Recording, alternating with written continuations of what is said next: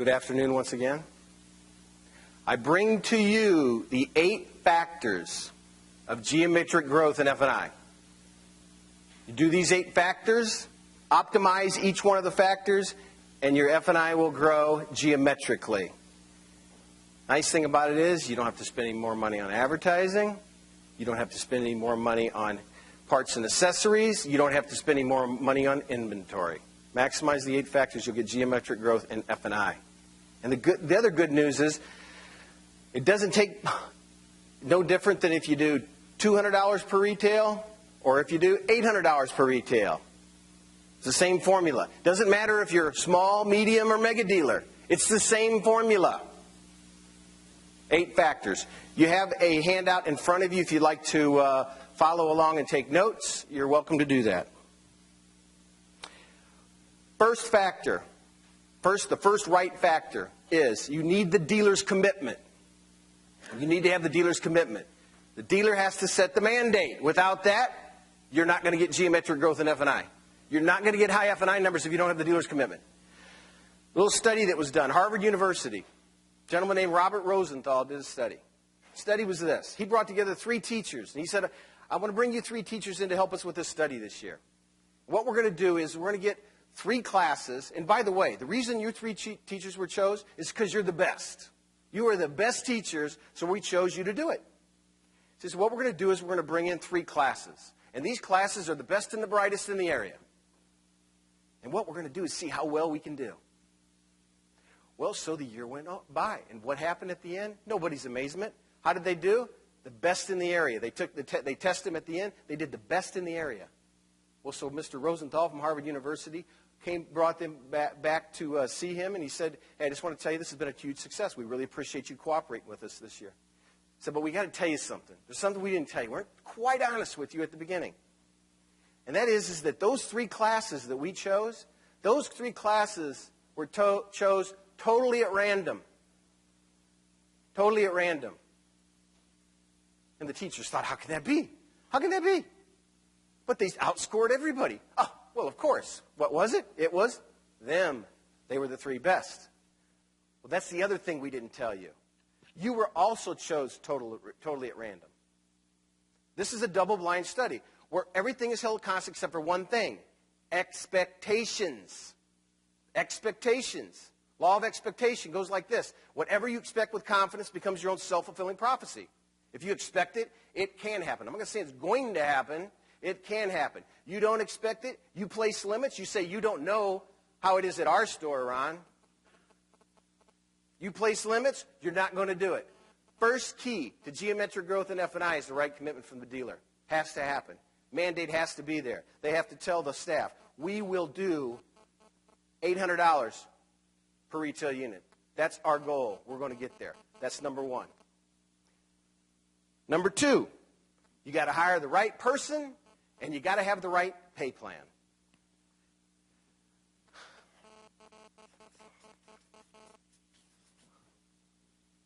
If I was going to start my own power sports dealership today, and I could hire 1 superstar, that's it, 1. Me, I'd take the F&I manager hands down. And I know some people go, come on, Ron. Come on, Ron. Don't oversell your case. No, I would. I'd take the F&I manager hands down. They say, well, Ron, you're not right. That's not it. It's got to be the general manager. That's who it is, the GM, because the GM or the GSM, they steer the ship, right? That's the one. That's what Todd Baldwin probably told us this morning, right? Has to be the GM. They steer the ship. That's a good argument, but I'd still take the F&I manager. And another person might say, well, you know what, Ron, it's not the GSM or, well, we're in a selling organization. It's the sales managers. They're motivating the troops. They're the ones making it happen. That's the superstar you need. That's a good argument, too. I'd still take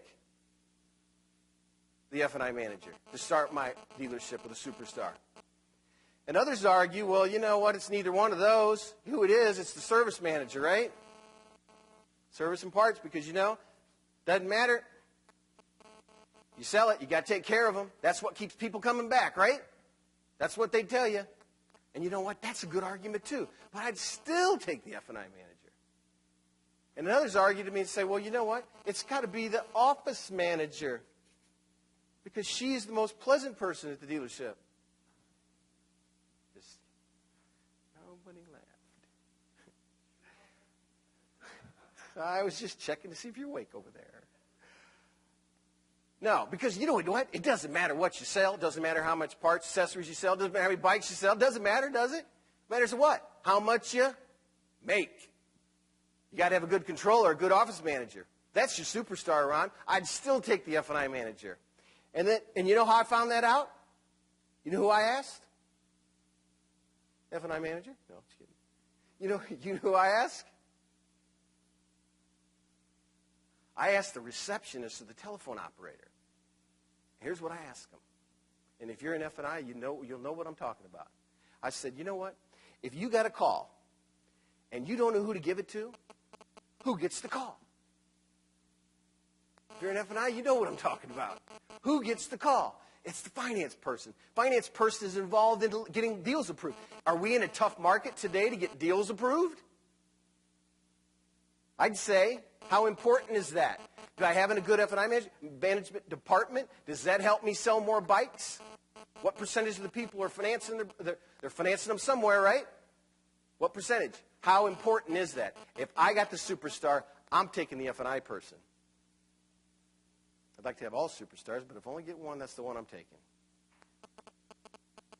And they got to be on the right pay plan. You got to pay them well. I know F&I people always like it when I say that. You got to pay me well. All right. That's a good idea. Yeah, you got to be paid well to do it. It's a tough job. It's not easy to sell somebody something that they didn't come there to buy. Because they did not come there to buy aftermarket products, did they? No. They came there to buy what? A bike. They got to be on the right pay plan. The pay plan should be designed to get the F&I person to sell products. Because anybody can sell rate. Anybody. You know how you do it? Here, let me show you the close, in case you never did it before. You go like this. Is that as low as you can get? You look right back at them and you go, yep. There's the close. Doesn't take a salesperson to sell rate, does it?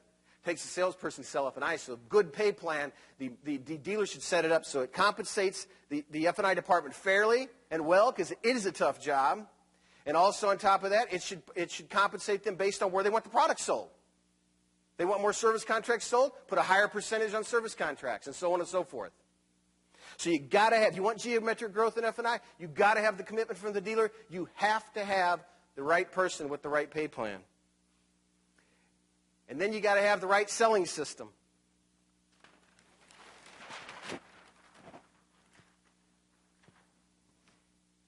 You got to have the right selling system. You have to have a planned presentation. Planned presentation. I know some people say to me, Ron, all customers are different. Yeah, they are. They're apathetic buyers that buy everything. That don't buy anything. There's self-actualizing buyers that buy everything. There's analytical buyers that evaluate when they're making a decision. There's relationship-oriented buyers that buy things based on how it will affect someone else. And there's a task-focused buyer that wants you to get to the point. Yes, all customers are different, but they're all sold initially with the same planned presentation. It's just like if I'm going to drive to Florida today. I'm going to take off. I got my road map ahead of time, right? What happens? I take off, driving down the road, I hit a detour. What do? Just like my planned presentation. What do? I come over here, I handle the objection, I move back here and go to where? Go back to my planned presentation. I'm going to the end. Where is the end? The end for me is a menu. But you have to have a planned presentation. You have to know you got to know where the target is before you head that direction. You must know.